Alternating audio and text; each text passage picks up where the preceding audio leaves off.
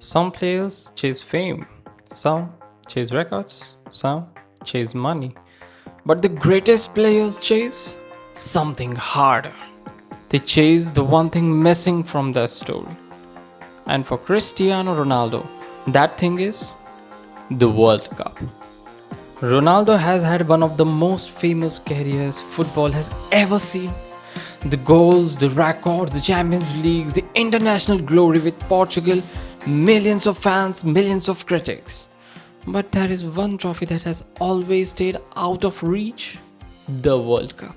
That is why World Cup 2026 feels different. It feels like one last mission. Not because Ronaldo has nothing, but because he has almost everything. And sometimes, almost everything is the most painful place to stand. For Ronaldo fans, the story is emotional. For Ronaldo critics, this story is controversial. And for football content, this story is powerful.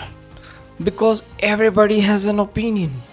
Some people say he can still do it. Some say it is already too late for him. Some say Portugal to win it for him. And some people want the new generation to take over. That is why this topic travels. It is not just about football, it is a debate. Debates creates comments, comments create signals, signals pushes videos further. But this story should not only be about arguments, it should be about pressure. Because Ronaldo's World Cup story has always been heavy. When he steps onto the field, people expect something dramatic. A header, a penalty, a free kick, a celebration, or a goal in the final minutes. Even if he touches the ball once, the stadium reacts. It's the power of a football icon. But at a World Cup, icons are not protected by the fame.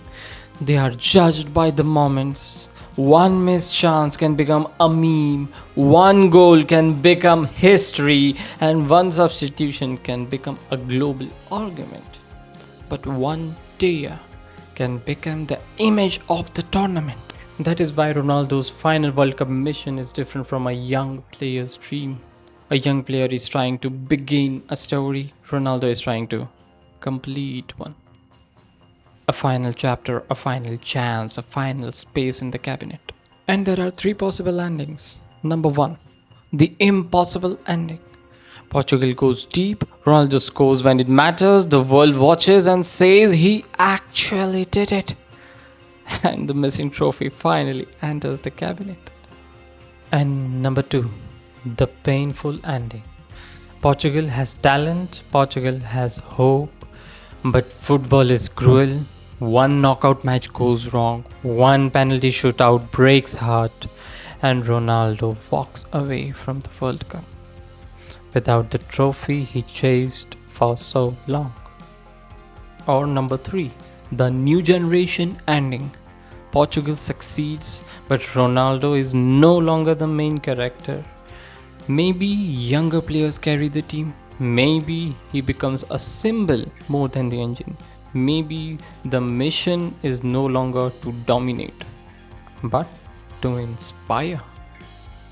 Because athletes age, legends changes roles.